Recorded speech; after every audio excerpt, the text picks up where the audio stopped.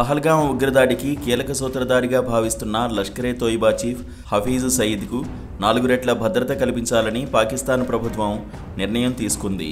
భారత్ దాడి చేస్తుందనే భయంతో పాక్ ఈ నిర్ణయం తీసుకున్నట్లు తెలుస్తోంది. ఈ నేపథ్యంలో లాహోర్లోని హఫీజ్ సయీద్ నివాసం వద్ద భద్రతను మరింత కట్టుదిట్టం చేశారు. ఆ దేశానికి చెందిన సాయుధ దళాల సిబ్బంది అతడి నివాస పరిసర ప్రాంతాల్లో భారీగా మోహరించారు. లాహోర్లోని అత్యంత రద్దీగా ఉండే నివాస సముదాయాల నడుమ హఫీజ్ సయీద్ నివసిస్తున్నట్లు ఇటీవల కథనాలు వెలువడిన సంగతి తెలిసిందే. దీనికి కారణం లేకపోలేదు. గతంలో అల్-ఖైదా అధినేత ఒసామా బిన్ లాడెన్ పాక్లో అబోటాబాద్లోని ఓ రహస్య ప్రాంతంలో తలదాచుకున్నాడు. అది జనావాసాలకు దూరంగా ఉండడంతో అమెరికా దాడులు చేసేందుకు సులువైంది. ఇక మసూద్ అజార్ వంటి ఉగ్రనేతలు కూడా బౌహల్పూర్ పర్వతాల్లో దాక్కుని అక్కడి నుంచే కార్యకలాపాలను సాగిస్తున్నారు. కానీ వారికి భిన్నంగా హఫీజ్ సయీద్ జనావాసాల మధ్య ఉంటున్నాడు. దీంతో సామాన్య పౌరులకు నష్టం వాటిల్లుతుందనే ఉద్దేశంతో దాడులకు వెనకడుగు వేయచ్చనేది పాక్ కుటిల ఆలోచనగా తెలుస్తోంది.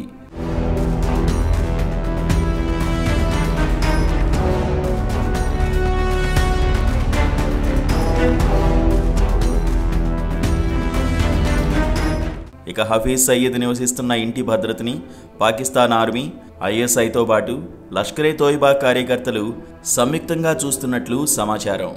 అలాగే అతడి నివాసానికి 4 కిలోమీటర్ల పరిధి వరకు అత్యాధునిక సీసీ కెమెరాలతో పహారా ఏర్పాటు చేశారు. పరిసర ప్రాంతాల్లో హై రిజల్యూషన్ సీసీ కెమెరాలు ఏర్పాటు చేసినట్లు పాక్ నిఘా వర్గాలు వెల్లడించాయి. దీంతోపాటు కాంపౌండ్ చుట్టూ పరిస్థితులను ఎప్పటికప్పుడు పర్యవేక్షించేలా డ్రోన్లతో నిఘా పెట్టినట్లు తెలుస్తోంది. ఇక హఫీజ్ ఇంటికి నలువైపులా 4 కిలోమీటర్ల పరిధిలో అత్యాధునిక సీసీటీవీ కెమెరాలను అమర్చారట. లష్కరే చీఫ్ ఇంటి సమీపంలోకి సామాన్య పౌరులెవరినీ అనుమతించడం లేదని కథనాలు వెలువడుతున్నాయి. ఈ ప్రాంతంలో ఆర్మీకి చెందినవి కాకుండా ఇతర డ్రోన్లపై నిషేధం విధించినట్లు సమాచారం. మరోవైపు పహల్గాం దాడి తమదేనంటూ ది రెసిస్టెన్స్ ఫ్రంట్ ఇప్పటికే ప్రకటించింది.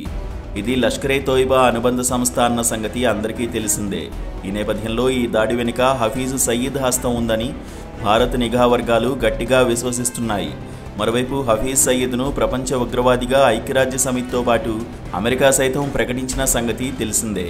అతడి తలపై $10 మిలియన్ బహుమతిగా ప్రకటించింది. అయితే హఫీజ్ సయీద్ నివాసం వద్ద 2021లో కారు బాంబు పేలింది. ఈ ఘటనలో 3 వ్యక్తులు మరణించారు. దీంతో అతడి నివాసం వద్ద పాక్ ప్రభుత్వం భద్రత పెంచింది. తాజాగా మరోసారి అతడి భద్రతను సమీక్షించింది. అనంతరం 4 రెట్ల భద్రతను హఫీజ్ సయీద్కు కల్పించింది.